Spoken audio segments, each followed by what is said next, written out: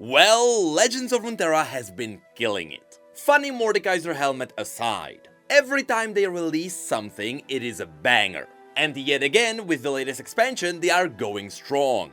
At least when it comes to the world building, I don't know that much about balance. Anyway, now that the entire expansion was revealed, we learned that besides just Morgana and Mordekaiser, we are also getting the predicted Elder Dragon as a champion. But even though both Morgana and the Elder Dragon are absolutely awesome, today we will be focusing on Mordekaiser. And it's totally not because he's the most hyped potential boss for Riot's MMO. It's more because besides just the base look of his new armor and his followers, we also got a closer look at Mordekaiser's Realm of the Dead. And we even got a little bit of the story connection to Nila. So without further ado, let's dive in, and let's have a look at how much better Mordekaiser's lore can get.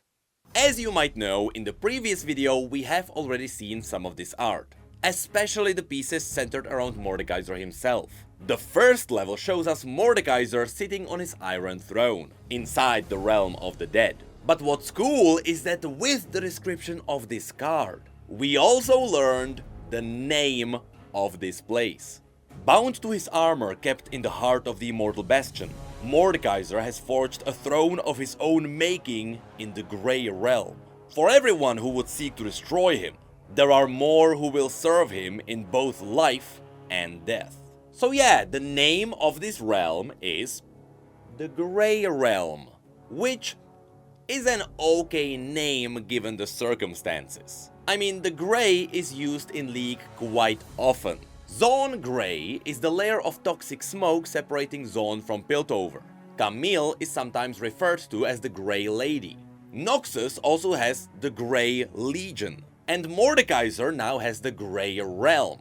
But there is one that might be actually giving sense to all of this. And that's the Grey Man, which Kindred also referred to as the Pale Man. But specifically in the Spirit Blossom storyline, which is canon to some degree, that mysterious deathly character was referred to as the Grey Man. So Grey might actually have a deeper meaning for death.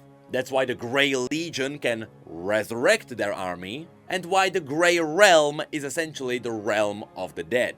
So yes, using the name Grey is nothing special for League, but maybe there is some reason to it. Or possibly I'm just bringing up a tinfoil hat. Anyway, based on the description, people also realized one more thing. There might be a reason why Mordekaiser got a redesign after all. And yes, I would like to point out that the original theories actually started bubbling to the surface before we got the description of this card. You see, as was mentioned here, Mordekaiser's soul is bound to his armor. And that armor should be up there in Noxus. And this should be inside the Grey Realm.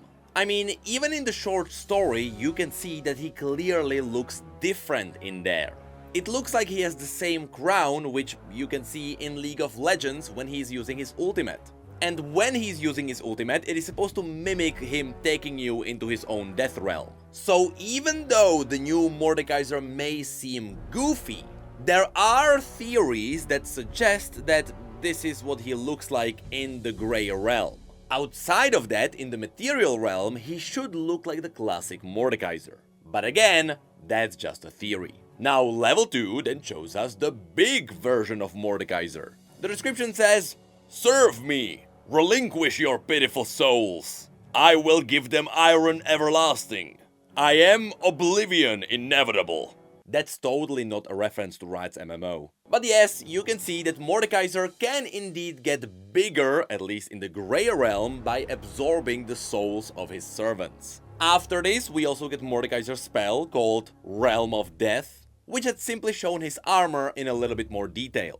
And somehow, it kinda looks good here. But again, I only have an issue with the helmet itself. After which there is another spell called Indestructible, which gives us a close-up on that helm. Yeah, I still prefer the original. And after that there is also Death's Grasp.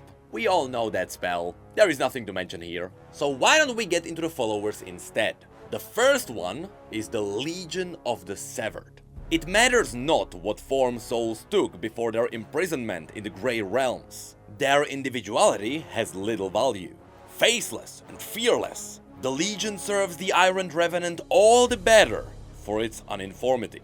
Yes, remember, Mordekaiser can just shape all the souls into whatever he wants, be it deadly soldiers or pavement. I honestly love this art so much because not only does it set up the base soldiers in Mordekaiser's army, but if you look into the background, you can see how otherworldly the Grey Realm can get. And in this case, I wonder if this card is showing us the exit from the realm.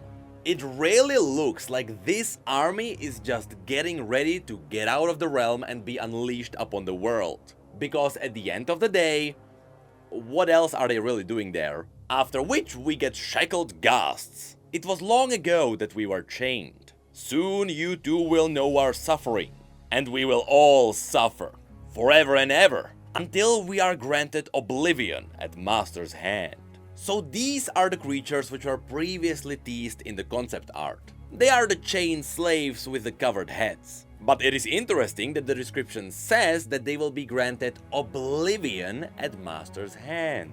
So maybe these servants were really just meant to be food for the other soul constructs. But even though this may sound terrifying at first, to these souls, oblivion is something they signed up for from the very beginning, which was revealed through the next follower, the Death Grasp cultist. In the eyes of his followers, the Iron Revenant is the only hope for those who seek oblivion. Peace through domination. These cultists welcome it with open arms. So yes, they enjoy oblivion. I mean, who didn't? And they want Mordekaiser to dominate them. Who doesn't? And for the most part, these cultists are there underneath Noxus to open a gateway for Mordekaiser and to unleash him upon the world again. Which is something LeBlanc is not gonna appreciate. Now after this, we also got the amalgamation of vile right. Beasts of war have value to an army. In the Grey Realm, they are the tortured amalgamations of souls, each one violently consumptive in its insentience. So yes, here we learned that this beast is really a mesh of multiple souls slapped together. But we didn't really learn what it's actually made of. I thought this would be a combination of human souls and maybe the Drakehounds or the Basilisks. But now it seems like this is just a beast of war that was crafted using normal human souls. Because seemingly they don't have souls of actual beasts here. So they have to make their own. How lovely. And after that, we get to the most badass creation in Mordekaiser's army. The one I strongly suggest Riot turns into a boss in the totally inevitable raid in Riot's MMO. Iron Legionary. Tear their souls from the cages of their bodies. The quote of Mordekaiser. Okay, so this one told us nothing. Not even the proper name of this being. So all we have to cling onto is hype, copium, and the base feeling of how cool this actually looks. However, at least the blade of this being got its own separate card. And of course, it is the Soul Cleaver. Quite different from the Soul Reaver. It cuts. It hurts. In this realm, and the next. And the next. I mean, yeah, this one didn't tell us much either, but it's cool. But this is where the cards slowly start revealing Nila's story arc. Because yes, remember, this entire expansion with all of its parts is all about Nila's adventuring. Previously, she met Volibear and did who knows what with him. I don't think she defeated him, but at the same time, she survived. And now she is after Mordekaiser. And her story here begins with Lord Mallet. It took centuries of planning to seal away that dreadful warmonger. And you and your pathetic friends intend to defeat it with joy? You foolish girl, you will do nothing but incur the Revenant's wrath, and in doing so, risk us all. So this is a person you may recognize from one of LeBlanc's cards. It is one of her followers, or possibly her advisors. So he would know where Mordekaiser's armor was being held. Which is why, as you can see, Nila decided to interrogate him. Honestly, this card is such a great idea. Though after that, things get slightly confusing. Because next there is the blade-pierced revenant. You smile, but I know the truth of your treacherous heart. They smiled to my face and ate off my table, even as they meant to put a sword through my back. I won't be taken for fool again. You will die like the rest of them, screaming your apology. So first of all, this one looks amazing. Whatever kind of enemy it is godly. And based on the description, they got betrayed by their own people before they died and were taken into this realm. But I wonder where on the timeline this card is. We can clearly see one of Nila's goons fighting it. Specifically, it is the ever-smiling monk called Vikraj.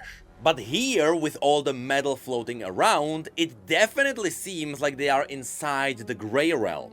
Which probably means that the team figured out how to get inside. But I guess they didn't fully commit on going after Mordekaiser because Nila is nowhere to be found here. In fact, we can see Nila in the last card. Threshold of the Grey. These souls we offer you.